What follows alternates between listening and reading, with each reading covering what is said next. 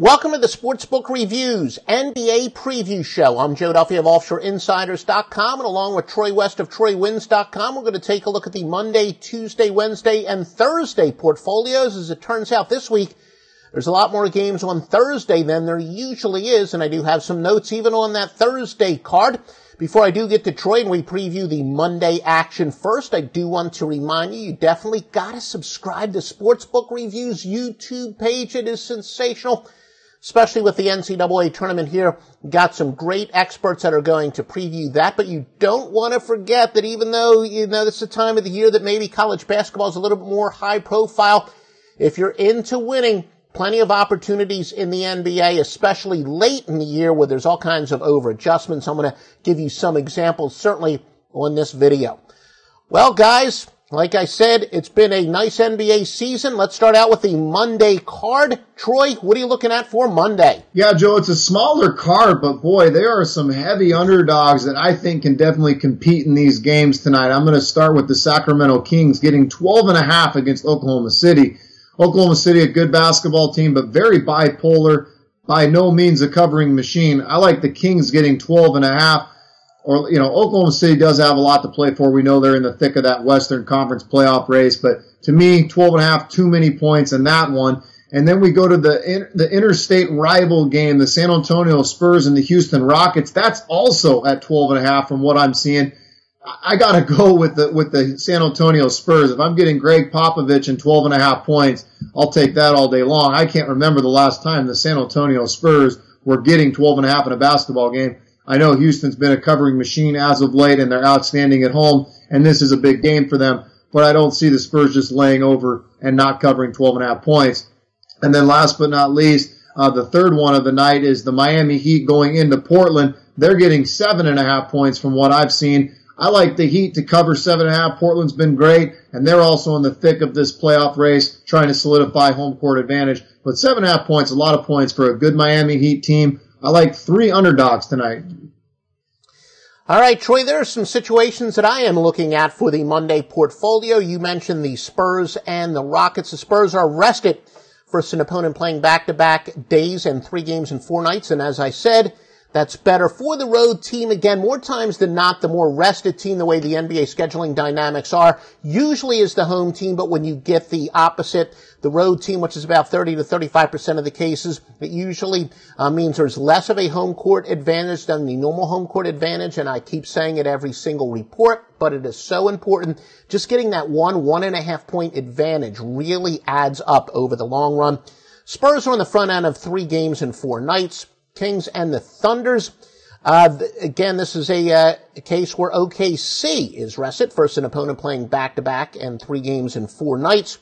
And the Bucks and the Grizzlies, my presumed tanking angle, especially as I said over the last 2 years, where the perception of tanking, at least, is that it's become a thing, so to speak. Teams with a winning percentage of .310 or less versus an opponent with a winning percentage of .390 or greater actually favors the bad team, the quote-unquote presumed tanking team. So that would favor the Grizzlies.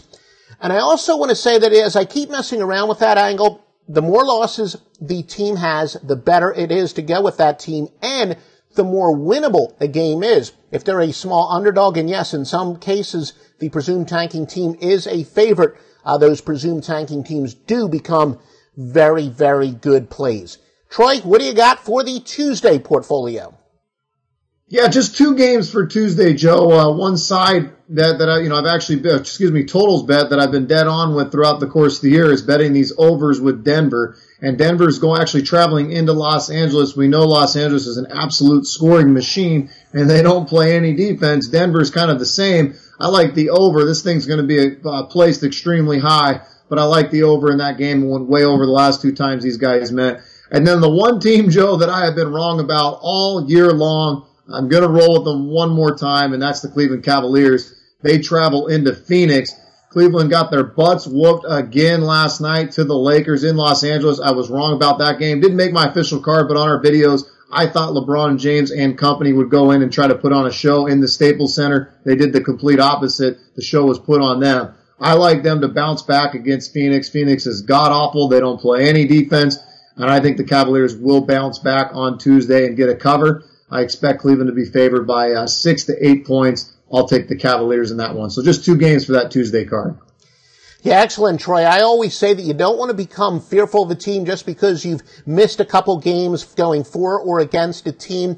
A lot of people say never bet with your heart. I always say don't bet with your broken heart, and that's good that you're sticking to your guns because it'll definitely pay off in the long run. The Magic and the Spurs.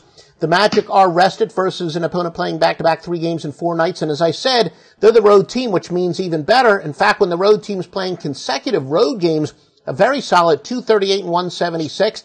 Orlando, in fact, is playing their 3rd straight road game, which takes it up to a 63.9% angle. So, again, counterintuitive thinking pays off yet again. More times than not, it does in handicapping. A road-weary team, but with more rest, is actually very good play. The Magic, they are on the front end of 3 games in 4 nights as well, but the presumed tanking, again, this benefits the Magic. I explained that when I talked about the Monday games, but the presumed tanking angle is 227 and 154. That would favor the Magic. Also favors the Atlanta Hawks against the Thunder. And by the way, there really is no difference between home and away. It's almost the exact same winning percentage. So the presumed tanking angle that I talked about will favor the Hawks. The Pistons versus Utah. The Pistons will have 2 extra days rest. And again, especially when it's the road team, that becomes even more prominent, which is the case here. Cavs and the Suns. Cavs are playing their 4th straight road game. The presumed tanking angle would favor the Suns. Again, 227 and 154. Clippers versus the Bulls. The combined, this is another one of those counterintuitive. When teams combine to go over the total on average by at least 5 points per game, it actually becomes an underplay. So, you look at these team stats, maybe the gut reaction would be to bet over. The odds makers know that. It's actually a pretty good underplay. Exact same angle applies for the Hornets and Pelicans. An underplay with 2 teams that would appear to be over teams. The Nuggets versus the Lakers. Lakers are on the front of 3 games in 4 nights. So again, some great scheduling situations there. And I've got a few more for Wednesday, but first we're going to see what Troy has for Wednesday. Yeah, one totals play that really is going to stand out, Joe, is going to be the Golden State Warriors at home against the Lakers. 2 teams I just don't understand. They don't play any defense. We know that Golden State will likely crack down come playoff time, but in the regular season, they sure have that I don't care factor going on, and teams put up a lot of points. And I just think this is going to be a show in Oracle. I expect this score to be like a 130, 120 type game. And I'm not so sure I've seen an over-under placed at 250 before. So I think this will be an overplay as well. No particular pick on this game, but really looking forward to watching this Washington at Boston game, a potential playoff matchup. Washington starting to play better basketball as of late. Boston, we know, has been kind of this roller coaster team the second half of the season. I would like to side with Boston being at home, but that's going to be a great matchup on Wednesday. So that's it for Wednesday. I do like the over and that Golden State Laker game. Yeah, Troy, I'm a very old man. I'm older than you. I think Denver in the days of Paul Westhead way back when did have some totals that approached 250 and maybe even a couple of them with Mike D'Antonio in Dallas. But you're right, certainly not in recent years. That would be a crazy total indeed. The Warriors and the Lakers is a game I'm looking at, but the Lakers are rested versus an opponent playing back-to-back in 3 games in 4 nights. In fact, the Lakers have 2 extra days rest. Wizards, and that would even add to, Golden State, maybe they're not going to make that effort because they're not going to be very well rested. And I always say that effort shows up much more on defense than it does on offense, to really just build on what you were saying. The Wizards and the Celtics, Boston has 2 extra days rest. And the Bucks and the Magic, the presumed tanking angle that we keep talking about, that would favor the Orlando Magic. Now, Troy, I know, often with Thursday it's a short card, but few more games on Thursday. I do have a couple situations that I'm looking at. Anything that you got for the Thursday card? Yeah, just 2 particular games. One's the Thursday night, going to be a great basketball game. Cleveland will be on their 5th road game, but I still think Cleveland will be competitive in that game against Portland. Really depends on where that line comes out. If Cleveland's an underdog of 4 to 5 points, I would side with the dog. Cleveland hasn't really been a dog on the road. Vegas tends to really value the LeBron James factor, is what I like to call it, so he doesn't necessarily become a big dog. But if they're a big underdog in that game, I do think they'll stay competitive. in that one, so I've got that game circled. And then Houston at home against the Clippers. Houston put a beat down on them last time in LA. I like Houston again to get a cover. I think they'll be favored right around 8 to 10 points, but I think they'll get the cover against the Clipper team that's been overvalued as of late. So those two games for Thursday for me, Joe.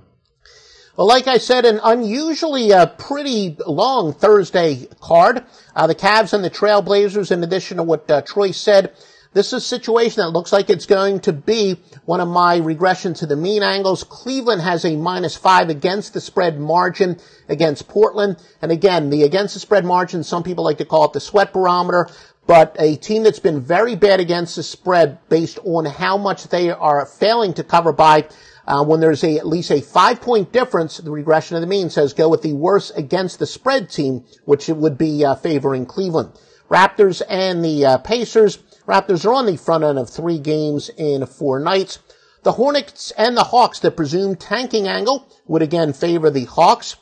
And this is another one where it does appear that it's 2 over teams that have a combined +5 over margin for the year on average tend to go under. Now, it's not that overwhelming. It's right at around 52%, but it covers thousands and thousands of games. Really, for that angle, it's not an angle that I suggest that you bet, but it's just kind of a word to the wise.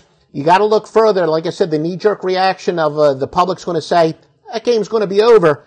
And the computer says, the odds makers know that the public's going to bet the over, and it tends to lean a little bit towards the under. The Suns and the Jazz, and again, the presumed tanking angle there would favor the Phoenix Suns. Well, we are going to join you on Friday. Troy and I will take a look at the weekend card. But first, Troy, why don't you tell them what everybody can get at TroyWins.com? Yeah, thanks, Joe. Really looking forward to diving in. We've already circled several games for the first round of March Madness.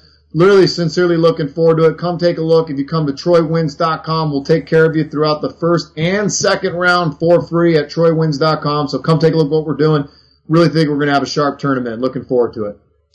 And the same here at OffshoreInsiders.com. I don't care if something's a high-profile game. I don't care if it's a low-profile game, whether it's the CIT, the NIT, the CBI, the NCAA tournament, and, of course, the NBA. Like I said, some people tend to forget the NBA during March Madness. Do not do that. Visit me at OffshoreInsiders.com. Been winning for 30 years since the Score Phone days, and like I said, Troy and I will be back on Friday. We'll take a look at the weekend card.